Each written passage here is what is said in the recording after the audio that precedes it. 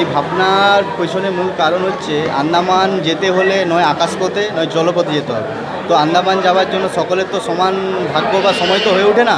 সেই জন্য আমরা চেষ্টা করেছি কি সারা বছরের মধ্যে মানুষ একটা সমস্ত কাজের মধ্যে শেষে একটা দুর্গাপুজোর মধ্যে এক জায়গায় আমরা মিলিত হই। সেই মিলিত হওয়ার মধ্য থেকে আমরা ভেবলাম যে একটা নতুন কিছু মানুষকে চমক দেওয়ার জন্য এই জিনিসটা করা হয়। যার থেকে আমরা কি পেলাম যে আন্দামানে জারোয়া গোষ্ঠী আছে, তো জারোয়াদের জীবনযাত্রাকে আন্দামানের মধ্য দিয়ে জারোয়াদের জীবনযাত্রাকে তুলে ধরা হচ্ছে। তাদের বসবাস, তাদের জীবনযাত্রা, তাদের খাওয়া দাওয়া, তাদের পোশাক আশাক, যে সভ্য মানুষের থেকে কতটা তারা পিছিয়ে, তাদের পোশাক আশাক, তাদের খাওয়া দাওয়া, এরা সভ্য মানুষরা কী করে খাওয়া দাওয়া কী করে, যে আমরা বাজার থেকে কোনো জিনিস এনে আমরা রান্না করে পরিপক্ক করে খাই, ওরা কি করে সেই জিনিসটাকে আগুনের মধ্যে সিদ্ধ করে বা পুড়িয়ে খায়। এবার এই জিনিসটা কি হচ্ছে, সেই জিনিসটা আমরা মণ্ডপের মধ্যে টোটাল যে ভাবনাটা মণ্ডপের মধ্যে মানুষ যখন প্রবেশ করবে প্রথম স্টেপ থেকে দ্বিতীয় স্টেপ বা তৃতীয় স্টেপের মধ্যে দিয়ে টোটাল জিনিসটা ওরা দেখতে পাবে, যে খাওয়া দাওয়া, কালচার, পোশাক আশাক সব কিছু তারা এই জিনিসটা আমরা এইভাবে তুলে ধরেছি। আর যে জিনিসটা করা হচ্ছে সম্পূর্ণ পরিবেশ বান্ধব জিনিস। আশা করি প্রত্যেককে দর্শক বাদ থেকে যারা আসবে বা এলাকার যারা দর্শক আছে প্রত্যেকের ভালো লাগবে। জিনিসটা খুব সুন্দর হয়েছে। প্রতিমাতে কি চমক রয়েছে? প্রতিমাটা প্রতিবারের মতো এবারের চমকটা অন্যভাবে আছে। আমাদের যে থিমের কন্ট্রাস্টেই ঠাকুর করা হয়েছে।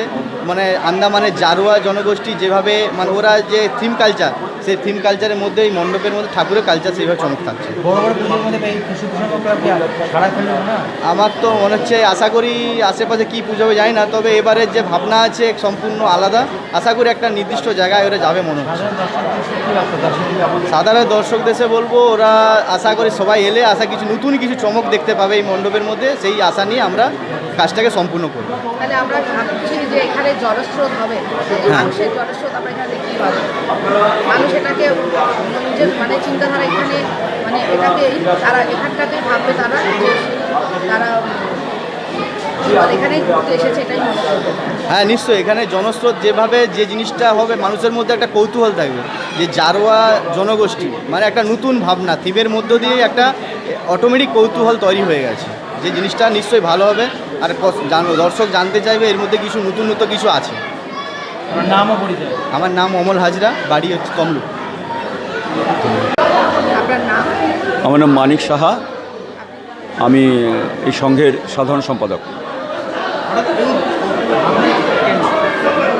আসলে আমরা তো প্রতি বছর বিভিন্ন ধরনের পুজো করে বিভিন্ন ভাবনা নিয়েই করি। এবছর যে কবছর করেছি, তো এবছর আমরা ভাবলাম যে আন্দামানে তো প্রচুর দ্বীপ রয়েছে, তাতে এখনও পর্যন্ত জারোয়া নামে এখনও আদিম জনজাতি তারা রয়েছে।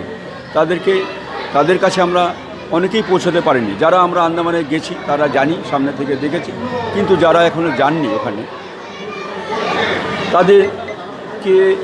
তাদের জন্য আর কি আমরা এবার পূজা প্যান্ডেলে এই আন্দামানে যারা জনজাতি আছে, জারোয়া যাদের নামে জানি, তাদের জীবনযাত্রা আমরা এখানে তুলে ধরব।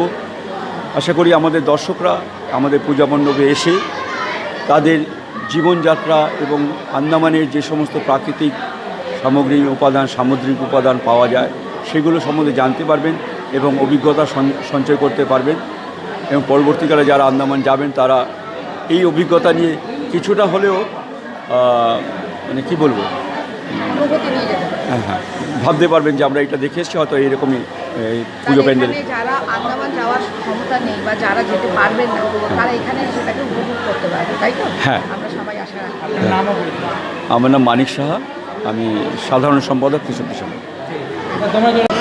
আমার নাম প্রমিত সাহা, আমি এইবার পুজো কমিটির যুগ্ম সম্পাদকদের একজন। Thank you.